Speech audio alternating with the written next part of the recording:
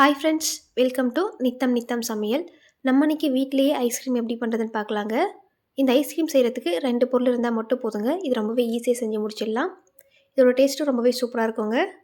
எப்படி பண்ணுறதுன்னு பார்க்கலாம். ஃபஸ்ட்டு அடிகாரமான பாத்திரம் எடுத்துக்கலாங்க. இதில் நம்ம 1/2 லிட்டர் பால் சேர்த்துக்கலாம். தண்ணி எதுவும் சேர்க்காத கெட்டியான பாலை சேர்த்துக்கலாம். இப்போ பால் காயட்டுங்க, நம்ம அது வரைக்கும் வெயிட் பண்ணலாம். இப்போ பாருங்கள், பால் பொங்கு வர ஆரம்பிச்சிருக்கு. இப்போ நம்ம அதை 2 நிமிஷம் போல் ஸ்டவ் ஹை ஃப்ளேமில் வச்சுட்டு நல்லா கொதிக்க வச்சு எடுத்துக்கலாம். இப்போ பால் நல்லாவே காஞ்சி வந்துடுச்சுங்க. இதில் நம்ம ஐஸ்கிரீம் மிக்ஸை சேர்த்துக்கலாம். இதோட அளவு பார்த்திங்கன்னா 100 கிராம்ங்க. இது எல்லாமே சேர்த்துடலாம். சேர்க்கறதுக்கு முன்னாடி பாலை ஒரு வாட்டி மிக்ஸ் பண்ணிவிட்டு சேர்த்துக்கலாங்க. சேர்த்துட்டு நம்ம இதை நல்லா மிக்ஸ் பண்ணி விட்டுக்கலாம். கட்டிகள் இல்லாத மாதிரி இதை நல்லா மிக்ஸ் பண்ணி விட்டுக்கோங்க. ஸ்டவ் ஹை ஃப்ளேமில் வச்சுட்டு ஒரு 4 நிமிஷம் போல் இதை மிக்ஸ் பண்ணிகிட்டே இருந்தோம்னா இது நல்லா திக்காய் வந்துடுங்க. கைவிடாமல் இந்த மாதிரி நல்லா மிக்ஸ் பண்ணிகிட்டே இருக்கலாம். நம்ம அதில் சர்க்கரை எதுவும் சேர்க்க வேணாங்க. ஏன்னா நம்ம சேர்த்துருக்க அந்த ஐஸ்கிரீம் மிக்ஸ்லேயே இதுக்கு தேவையான ஸ்வீட்னஸ் இருக்கும். உங்களுக்கு ஸ்வீட்னஸ் அதிகமாக வேணும்னா நீங்கள் இப்போ செக் பண்ணி பார்த்துட்டு ஒரு டேபிள் ஸ்பூன் போல் சர்க்கரை சேர்த்துக்கோங்க. நம்ம அதை கைவிடாமல் ஒரு 4 நிமிஷம் போல் நல்லா கிண்டிகிட்டே இருக்கலாங்க. இது நல்லா திக்காய் வந்துடும்.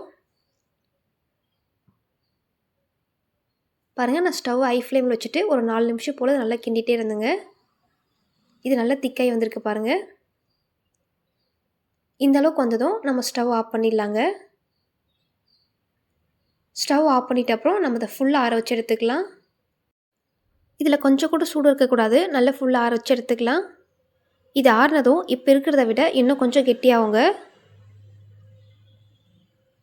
இப்போ பாருங்கள், இது நல்லாவே ஆறி வந்திருக்கு. முன்ன இருந்ததை விட இப்போ நல்லாவே திக்காய் வந்திருக்கு பாருங்கள். இப்போ நம்ம இதை ஒரு பாக்ஸில் மாற்றிக்கலாங்க.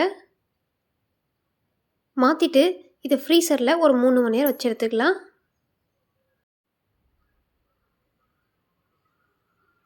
இதை மூடி போட்டுட்டு ஃப்ரீசரில் வச்சுக்கலாங்க. இப்போ நம்ம 3 மணி நேரத்துக்கு அப்புறம் பார்க்கலாம். இப்போ 3 மணி நேரம் ஆயிருக்கு. நம்ம அதை வெளியே எடுத்துடலாம். இதை ஓப்பன் பண்ணி பார்க்கலாங்க. ஸ்பூனில் இந்த மாதிரி எல்லாத்தையும் வெளியே எடுத்து விட்டுக்கலாம்.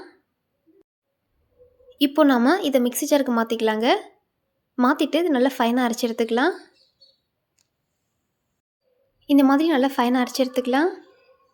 இதை திரும்பவும் நம்ம அதே பாக்ஸுக்கு மாற்றிக்கலாங்க. மாற்றிட்ட அப்புறம் இந்த மாதிரி லைட்டாக தட்டி விட்டுக்கலாங்க.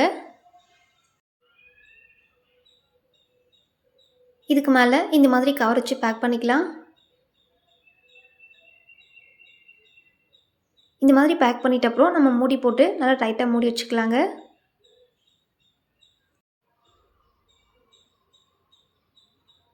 இதை ஃப்ரீசரில் ஒரு 8 மணி நேரம் வச்சு எடுத்துக்கலாம். அப்படின்னா நீங்கள் ஓவர் நைட் கூட வச்சு எடுத்துக்கோங்க.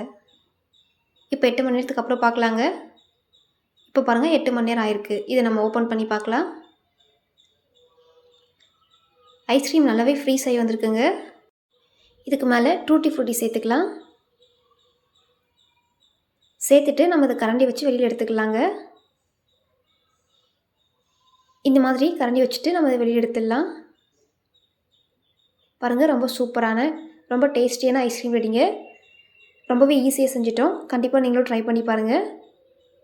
இந்த வீடியோ உங்களுக்கு பிடிச்சிருந்தா லைக் அண்ட் சப்ஸ்கிரைப் பண்ணிக்கோங்க. நெக்ஸ்ட் வீடியோவில் பார்க்கலாம்.